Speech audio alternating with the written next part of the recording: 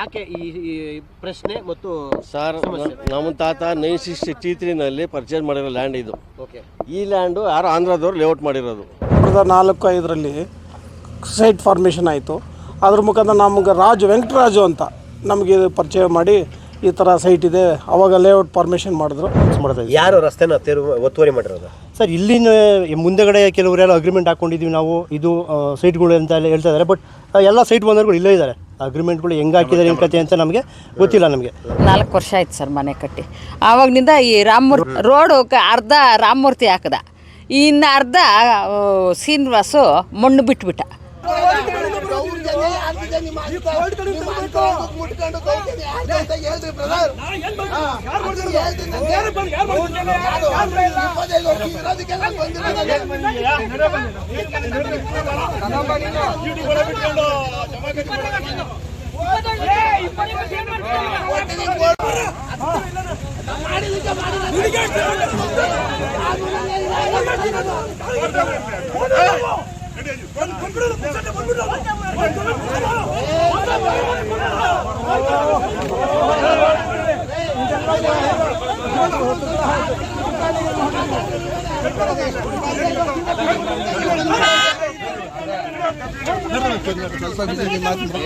ಯಾಕೆ ಈ ಪ್ರಶ್ನೆ ಮತ್ತು ಸರ್, ನಮ್ಮ ತಾತ 1963ನಲ್ಲಿ ಪರ್ಚೇಸ್ ಮಾಡಿರೋ ಲ್ಯಾಂಡ್ ಇದು.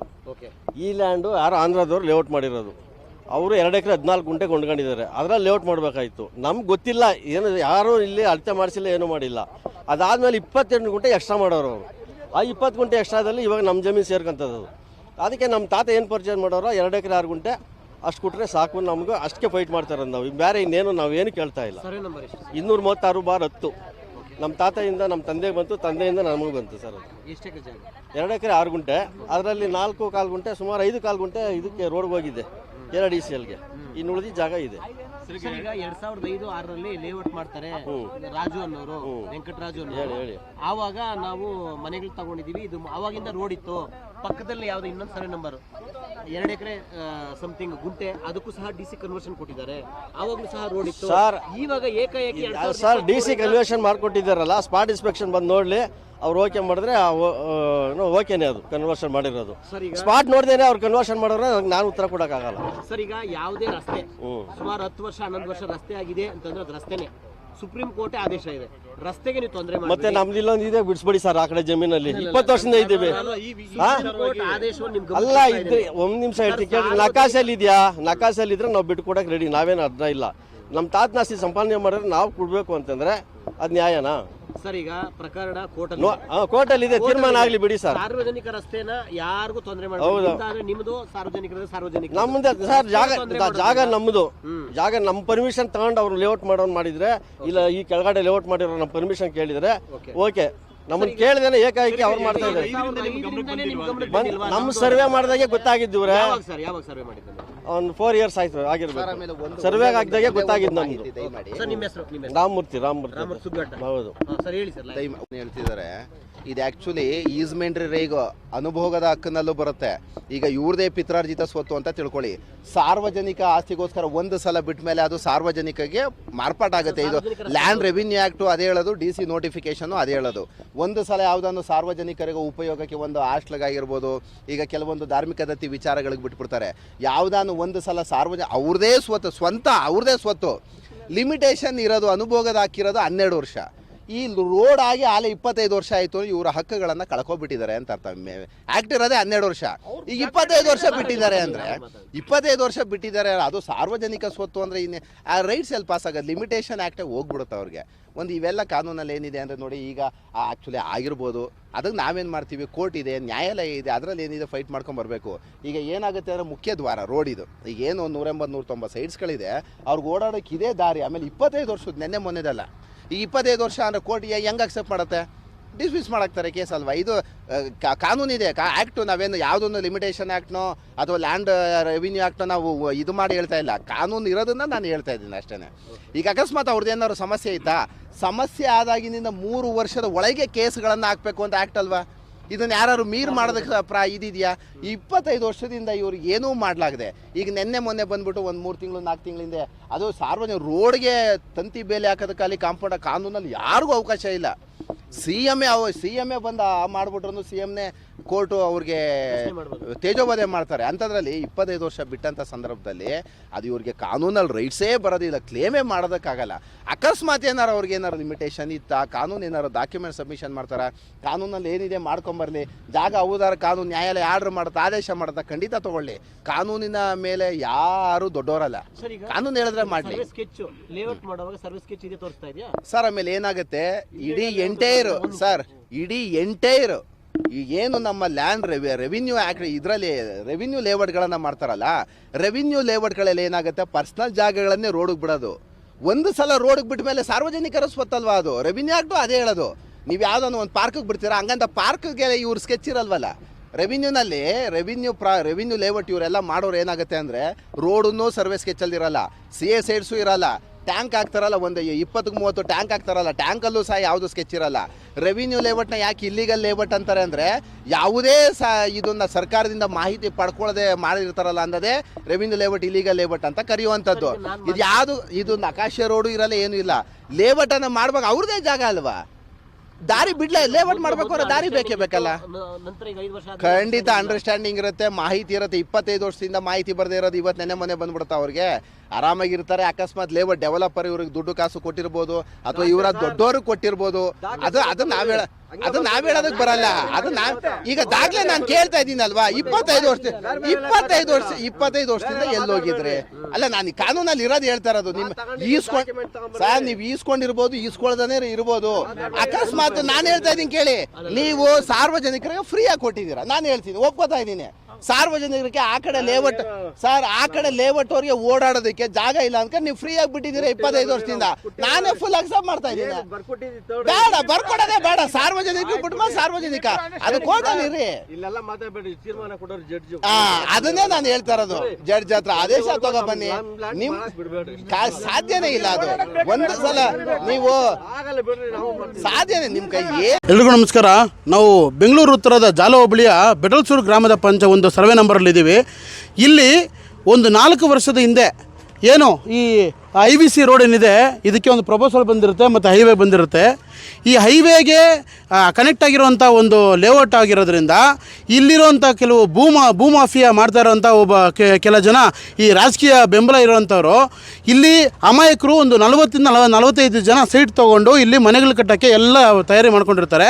ಆದರೆ ಇವರ ಒಂದು ಈ ಹಗರಣ ಮಾಡಿ, ಈ ಒತ್ತುವರಿ ಮಾಡಿ ಇಲ್ಲಿರುವಂಥ ಜಾಗಗಳನ್ನ ಕಡಿಮೆ ಬೆಲೆಗೆ ಮಾಡ್ಕೊಳ್ಳೋಣ ಅಂಥೇಳಿ ಇಲ್ಲಿ ಏನು ನೀವು ನೋಡ್ತಾ ಇದ್ದೀರಾ, ಈ ಜಾಗ ಎಲ್ಲ ಇನ್ನೊಬ್ಬರ ಹೆಸರಲ್ಲಿ ಇರುತ್ತೆ. ಅವರೇನು ಮಾಡ್ತಾರೆ, ಪಕ್ಕದಲ್ಲಿರುವಂಥ ಜಾಗದವರು ಇನ್ನೂ ಜಾಸ್ತಿ 10 ಕುಂಟೆ ಜಾಸ್ತಿ ಜಾಗ ಬಂದು, ಇದು ನೋಡಿ, ಇದು ಕಂಪ್ಲೀಟ್ ರಸ್ತೆ ಇರುತ್ತಿದ್ದು, ಈ ರಸ್ತೆನ ಒತ್ತುವರಿ ಮಾಡಿ ಇಲ್ಲಿ ಏನು ಮನೆಗಳು ಕಟ್ಟಿದ್ದಾರೆ ಅಂಥವ್ರಿಗೆಲ್ಲರಿಗೂ ಓಡಾಡೋಕ್ಕೆ ಜಾಗನೇ ಮಾಡ್ದಿರಾ ಅವ್ರಿಗೆ ತೊಂದರೆ ಕೊಟ್ಟು, ಅವ್ರಿಗೆ ಬೆದರಿಸಿ, ಅವ್ರಿಗೆ ನಿಮ್ಗೆ ಓಡಾಡೋಕ್ಕೆ ಜಾಗ ಬಿಡಲ್ಲ, ನೀವು ಕಮ್ಮಿ ಕೊಡಿ, 1,000 ಕೊಡಿ, 2,000 ಕೊಡಿ ಅಂತ.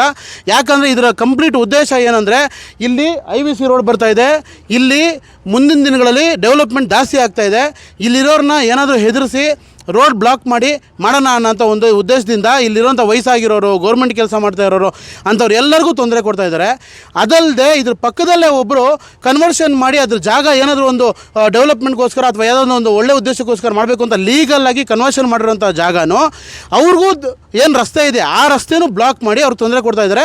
ಬನ್ನಿ ಅವ್ರ ಹತ್ರ ಕೇಳೋಣ ಏನು ಸಮಸ್ಯೆ ಆಗ್ತಾ ಇದೆ ಅಂತ. ನಮಸ್ಕಾರ ಸರ್. ಸರ್, ನಿಮ್ಮ ಹೆಸರು? ಚೇತನ್ ಅಂತ.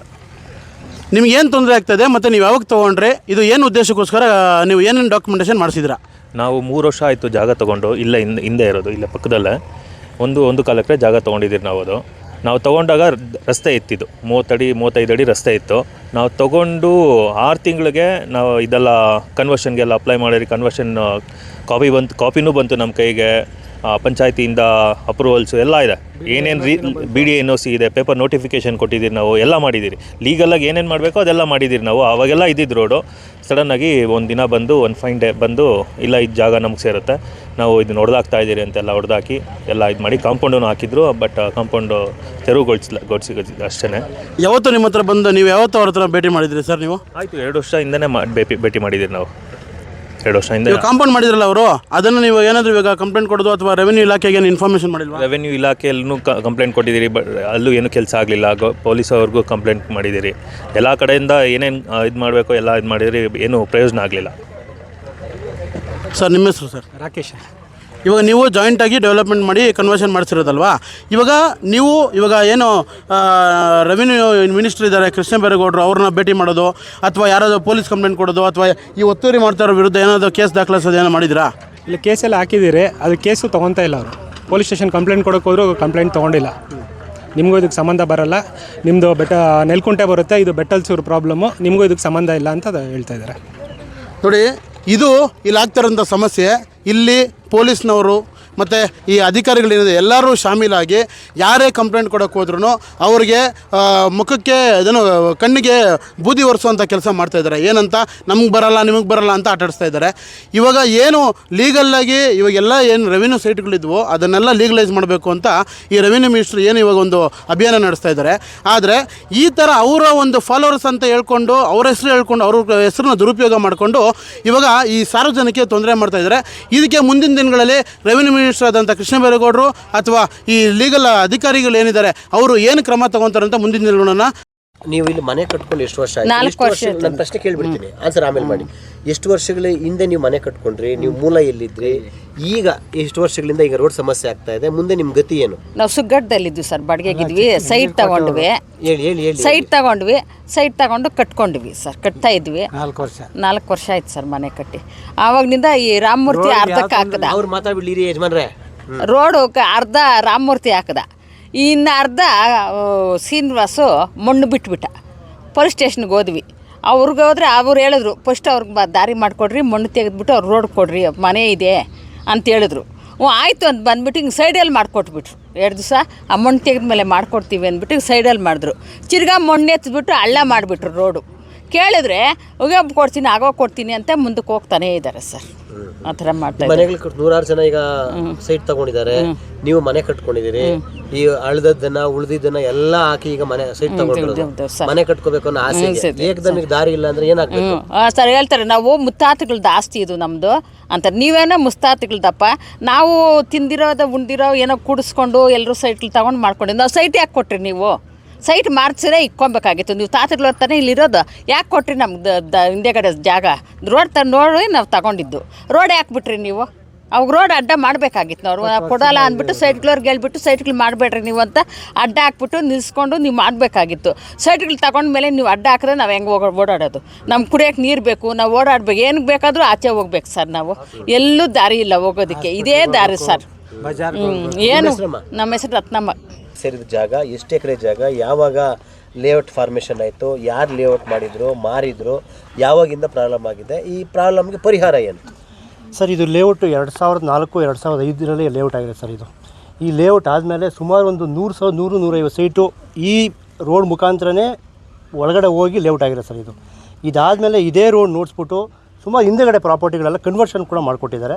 ಕೆಲವು ಸೈಟಲ್ಲಿ ಇದರಲ್ಲಿ ಖಾತೆಗಳಾಗಿದ್ದಾವೆ, ಕೆಲವು ಸೈಟ್ ಖಾತೆಗಳಾಗಿಲ್ಲ. ಆಗ ಖಾತೆಗಳು ಮಾಡಬೇಕಾದ್ರೆ ಈ ರೋಡ್ ಮುಖಾಂತರ ಎಲ್ಲ ಚಿಕ್ಕಬಂದಿಗಳು ನೀವು ಚೆಕ್ ಮಾಡ್ಬೋದು. ಯಾವುದೂ ಹೊಸ್ದಾಗಿ ಯಾವನು ತಿದ್ದುಪದಿ ಮಾಡಿರೋಂಥ ಯಾವೂ ಇಲ್ಲ ಸರ್. ಎಲ್ಲ ಹಳೆ ಖಾತೆಗಳಿದ್ದಾವೆ, ಎಲ್ಲ ಇದೇ ರೋಡ್ ನೋಡಿಸಿದ್ದಾರೆ.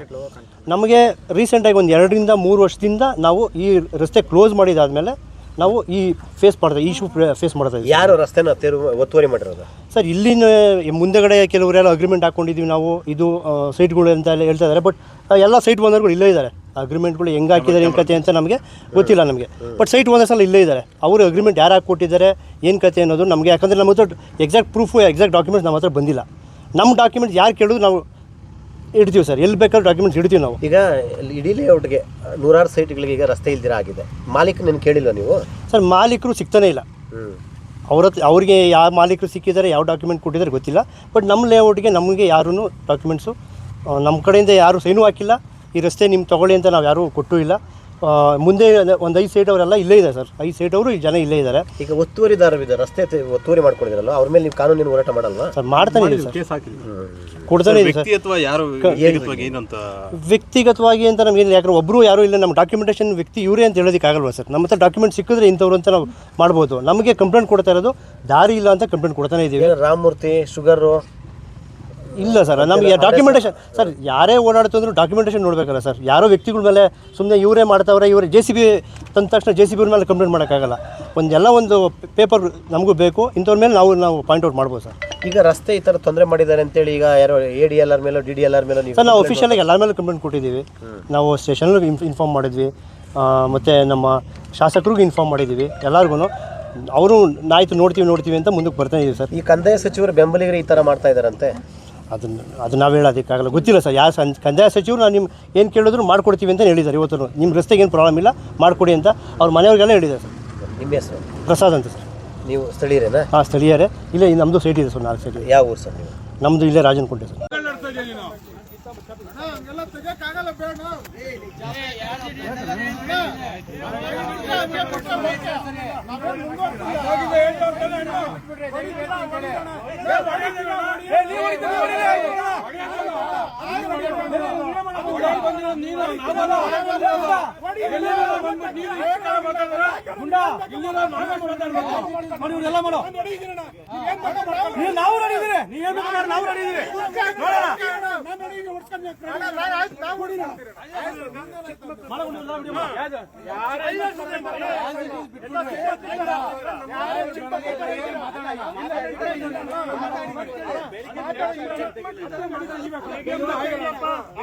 ಮಾಡ್ಬಾರ, ಇಲ್ಲೇ ಇದ್ದೀನಿ, ಮಾಡ್ಬಾ ಅಂದ, ಮಾಡ್ಬಾರ, ಫೋಟೋ ಹಿಡ್ಕೊಬಾರ, ಅಲ್ಲ ಹಿಡ್ಕೊಬಾ, ಪರವಾಗಿಲ್ಲ.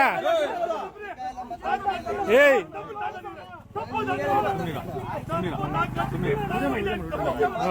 ನಡಿಯ, ನಡಿಯ.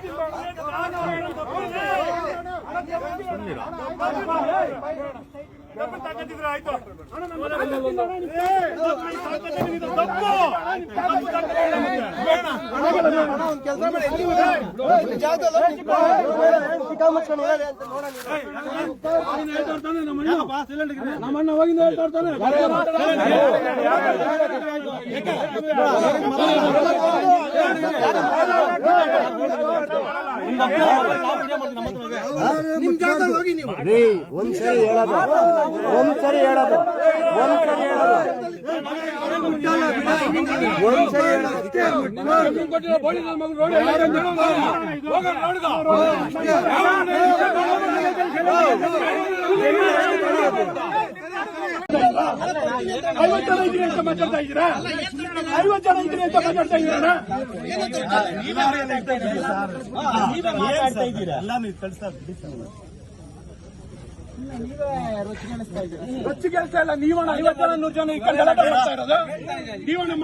ತೊಂದರೆ ಮಾಡ್ತಾ ಇರೋದು ಭಾರಿ ತಪ್ಪು. ಈ 4 ವರ್ಷ ಆಯಿತು ನಾವು ತಗೊಂಡು ಮನೆ ಸೈಟ್ ತಗೊಂಡು, ಹಾಗೆ ತಕ್ಷಣ ಮನೆಯೂ ಕಟ್ಟಿಬಿಟ್ವಿ. ಆದರೆ ಈ ಮೊದಲು 30 ಅಡಿ ರಸ್ತೆ ಇತ್ತು, ಈಗ ಮುಂದೆ ಗಾಡಿ ಬೇರೆಯವ್ರು ತಗೊಂಡ್ಬಿಟ್ಟು ನಮಗೆ ತೊಂದರೆ ಮಾಡ್ತೀವಿ. 20 ವರ್ಷದಿಂದ ಇದ್ದ ರಸ್ತೆನ ಮುಚ್ಚಿಬಿಟ್ಟವ್ರೆ, ಟ್ರಂಚ್ಗಳು ಹೊಡೆದು ಬಿಡ್ತಾರೆ. JCB ಸಾಯಂಕಾಲ ಆದರೆ ಬರ್ತದೆ, ಮಣ್ಣೆಲ್ಲ ಎತ್ತಿಬಿಡ್ತಾರೆ ರಸ್ತೆಯಲ್ಲಿರೋ ಮಣ್ಣು. ನಾವು ಓಡಾಡ್ದಿರ ಎಷ್ಟೋ ದಿನ ಅಲ್ದಿದ್ದೀವಿ. ನೀರು ತರಬೇಕಾದ್ರೆ ನಾವು ಹೋಗಿ ಗಾಡಿಯಲ್ಲಿ ಹೋಗಿ ಯಾವುದನ್ನ ಇದರಲ್ಲಿ ನಳ್ಳಿಯಲ್ಲಿ ಇಟ್ಕೊಂಡು ಬರಬೇಕು. ಪಂಚಾಯತಿಗೆ ಅರ್ಜಿ ಕೊಟ್ಟರು ಅದು ಇರಲ್ಲ, ಅಲ್ಲಿ ಖಾತೆ ಕೊಟ್ಟರು ಅದು ಇರಲ್ಲ ಅರ್ಜಿಯಲ್ಲಿ. ಇಷ್ಟು ತೊಂದರೆಗಳು ಕೊಡ್ತಾವ್ರೆ. ಯಾರು ಕೊಡ್ತಾರೆ ತೊಂದರೆ? ಯಾರೋ ಅದು ಮುಂದೆ ಸೈಟ್ ತಗೊಂಡಿರೋರು, ಮೂರ್ತಪ್ಪನೂ ಶುಗರ್ ಶ್ರೀನಿವಾಸ್ ಅನ್ನೋರೆ ಇದೆಲ್ಲ ಮಾಡ್ತಾಯಿರೋದು. ಗೊತ್ತಾಯ್ತಾ? ನಮ್ಮನ್ನ ನೀವು 2000 ಕೊಡ್ತೀವಿ ಬಿಟ್ಬಿಡಿ ಅಡಿ ಅಂತ ಹೇಳಿ ಕಳಿಸಿದ್ರು. ಆದರೆ ನಾವು ಅದಕ್ಕೆಲ್ಲ ತಲೆಗೆ ಹಚ್ಕೊಂಡಿಲ್ಲ. ನಾವು ಕಾಡಲ್ಲಿದ್ದೀರಿ ಅಂತ ಹೇಳ್ತಾರೆ. ನಾವು ಕಾಡೆಲ್ಲೋ ದೇವ್ರು ಕೊಟ್ಟಿದ್ದು ನಮ್ಮ ಜಾಗದಲ್ಲಿ ನಾವು ಇದ್ದೀವಿ. ಆದರೆ ದಯವಿಟ್ಟು ಎಲ್ಲರೂ ಸರ್ಕಾರದವರೆಲ್ಲ ಸೇರಿ ನಮ್ಗೆ ದಾರಿ ಬಿಡಿಸ್ಕೊಡ್ಬೇಕು, ನಳ್ಳಿನೂ ಆಡಿಸ್ಕೊಡ್ಬೇಕು, ಖಾತೆಗೂ ದಾರಿ ಮಾಡಿಕೊಡ್ಬೇಕು. ನಾವು ವಯಸ್ಸಾದವರು, 75 ವರ್ಷ ನನಗೆ ವಯಸ್ಸು, ನಮ್ಮವ್ರಿಗೆ 70 ವರ್ಷ, ನಮ್ಗೆ ಯಾರೂ ಸಪೋರ್ಟ್ ಇಲ್ಲ. ದಯವಿಟ್ಟು ಎಲ್ಲರೂ ಸೇರಿ ಸಹಾಯ ಮಾಡಿ. ಈ ಆಸ್ಪತ್ರೆಗೆ ಹೋಗ್ಬೇಕಾದ್ರೂ ಎಲ್ಲಿಗೆ ಹೋಗ್ಬೇಕಾದ್ರೂ ರಸ್ತೆ ಇಲ್ದಿರ ಅಲಿತಾ ಇದ್ದೀವಿ. ಇಷ್ಟೆಲ್ಲ ಮಾಡಬೇಕು ಸ್ವಾಮಿ. ತಾವು? ನಿಮ್ಮ ಹೆಸರು? ರಾಮಚಂದ್ರಪ್ಪ ಅಂತ. ಇಲ್ಲಿ ಒಬ್ಬರು ಇಲ್ಲಿ ಸೈಟ್ ಪರ್ಚೇಸ್ ಮಾಡಿದಂಥ ವ್ಯಕ್ತಿ ಇದ್ದಾರೆ. ಅವರು ಮಾರ್ಕೆಟಿಂಗ್ ಕೆಲಸ ಮಾಡಿಕೊಂಡು ಫೀಲ್ಡ್ ವರ್ಕ್ ಮಾಡಿಕೊಂಡು ಅವ್ರು ಕಷ್ಟ ಬಿದ್ದು ಬೆವರು ಸುರಿಸಿ ಹಾಕಿರೋಂಥ ದುಡ್ಡು ಮನಪಾಲ ಆಗ್ತಾ ಇದ್ದರೆ ಅವರು ಅವರ ವೇದನೆ ಹೇಳ್ಕೊತಾ ಇದ್ದಾರೆ. ಸರ್ ನಮಸ್ಕಾರ. ಸರ್ ನಮಸ್ಕಾರ ಸರ್. ನಾನು ಮೊಹಮ್ಮದ್ ಕಲೀಮ್ ಅಂತ ಸರ್. ನಾನು 2006 ಇಲ್ಲಿ 11 ಲಕ್ಷ ಕೊಟ್ಟು ಜಾಗ ಕೊಟ್ಟಿದ್ದೆ ಸರ್. ಆವಾಗ ಸೇಲ್ರಿ ಎಲ್ಲ ಕರೆಕ್ಟಾಗಿತ್ತು ಸರ್. 2020ವರೆಗೂ ಏನು ಪ್ರಾಬ್ಲಮ್ ಇರಲಿಲ್ಲ ಸರ್. 2020 ಆದಮೇಲೆ ನಾನು ಇಲ್ಲಿ ಮನೆ ಕಟ್ಟಕ್ಕಂತ ಈ ನನ್ನ ಜಾಗದಲ್ಲಿ ಇದೆ ಸರ್. ಇಲ್ಲಿ ಮನೆ ಕಟ್ಟಕ್ಕೆ ಬಂದರೆ ಅವನು ಶ್ರೀನಿವಾಸ್ ಅಂತ ಬಂದು ಇದು ನಮ್ಮದು ಜಾಗ ರೀ, ಇದು ಪೋಡಿ ಮಾಡಿಸ್ಕೊಂಡು ನಾವು ಕೂರಿಸ್ಕೊಂಡಿದ್ದ ಜಾಗ ಇಲ್ಲಿ ನಿನ್ನ ಜಾಗ ಇಲ್ಲ ಇದು ಅಂತ ಹೇಳ್ಬಿಟ್ಟು ಕಟ್ಟಿರೋ ಗೋಡೆನೆಲ್ಲ ಬೀಳಿಸ್ಬಿಟ್ಟು JCB ತಂದು ಎಲ್ಲ ಓಡಿಸ್ಬಿಟ್ಟು ಬೈದು ಕಳಿಸ್ದ ಸರ್ ನಮ್ಮನ್ನ ಒದ್ದು ಕಳ್ಸ ಈ ಜಾಗದಿಂದ ಸರ್ ಅವನು. ಇದರಿಂದ ನಿಮ್ಗೆ ಎಷ್ಟು ಲಾಸ್ ಆಯಿತು ಸರ್? ಸೊ ಇದು ಕನ್ಸ್ಟ್ರಕ್ಷನ್ 1 ಲಕ್ಷ ಖರ್ಚಾಯಿತು. ಮತ್ತು ನಾವು ಇದು ಜಾಗ ನಮ್ಮದು ಅಂತ ನಾವು ಕಂದಾಯ ಇಲಾಖೆದ ಸಚಿವರು ಇದ್ದಾರಲ್ಲ ಕೃಷ್ಣ ಬೈರೇಗೌಡ ಅವ್ರ ಹತ್ರ ಹೋಗಿದ್ವಿ. ಅವರು ಇದು ಸರ್ ನಿಮ್ಮ ಬೆಂಬಲಿಗರೇ ನಮ್ಮ ಮೇಲೆ ಅತ್ಯಾಚಾರ ಮಾಡ್ತಾಯಿದ್ದಾರೆ, ನಮ್ಮ ಮೇಲೆ ದೌರ್ಜನ್ಯ ಮಾಡ್ತಾಯಿದ್ದಾರೆ, ಸ್ವಲ್ಪ ನೋಡಿ ಅಂತ ಹೇಳಿದ್ರೆ ಅವ್ರು ನಮ್ಮನ್ನು ಕಿರುಕಾಣಿ ಕಳಿಸ್ಬಿಟ್ರು ಸರ್. ಏನು ನಮ್ಮನ್ನು ಇದೇ ಮಾಡಿಲ್ಲ, ರೆಸ್ಪೆಕ್ಟೇ ಕೊಡಲಿಲ್ಲ, ನಮ್ಮ ಮಾತು ಕೇಳಿಲ್ಲ ಸರ್. ಅವ್ರ ಬೆಂಬಲಿಗೆ ಮಾಡ್ತಾಯಿದ್ದಾರೆ ಸರ್. ಇದು ನಾವು ಹೋಗಿ ನ್ಯಾಯ ಕೇಳಿದ್ರೆ ನ್ಯಾಯ ಕೊಡಲಿಲ್ಲ ಸರ್ ನಮಗೆ. ನೋಡಿ, ಇದು ಇಲ್ಲಿ ಒಂದು ಸೈಟ್ ತೊಗೊಂಡು ಕಷ್ಟ ಬಿದ್ದು ಮತ್ತು ಅವ್ರು ಕಾಂಪೌಂಡ್ ಕಟ್ಸ್ಕೊಂಡು 1 ಲಕ್ಷ ರೂಪಾಯಿ ಇವಾಗ ಅವ್ರು ಮಾರ್ಕೆಟಿಂಗ್ ಮಾಡಿಕೊಂಡು ಅವರು 1 ರೂಪಾಯಿ ಕೂಡಿಟ್ಟು ಮನೆ ಕಟ್ಟಕ್ಕೆ ಹೋದಾಗೂ ಅವ್ರಿಗೆ ತೊಂದರೆ ಕೊಟ್ಟು ನಾವು ಕೃಷ್ಣ ಬೈರೇಗೌಡರು ಬೆಂಬಲಿಗರು ನಾವು ಏನು ಮಾಡೋಕ್ಕಾಗಲ್ಲ, ಎಲ್ಲಿ ಕಂಪ್ಲೇಂಟ್ ಮಾಡಿದ್ರೆ ಏನು ಮಾಡೋಕ್ಕಾಗಲ್ಲ ಅಂದು ಇವಾಗ ಏನು ಅವ್ರೇನು ಹೇಳ್ತಾ ಇದ್ದಾರೋ ಅವ್ರಿಗೆ ಅದೇ ರೀತಿ ಪ್ರತಿಕ್ರಿಯೆ ಶಾಸಕರಿಂದ ಆಗಲಿ ಸ್ಟೇಷನಲ್ಲಾಗಲಿ ಕಂದಾಯ ಇಲಾಖೆಯಿಂದಲೂ ಎಲ್ಲರ ಕಡೆಯಿಂದ ಅದೇ ಥರ ಒಂದು ಪ್ರತಿಕ್ರಿಯೆ ಬಂದಿದೆ.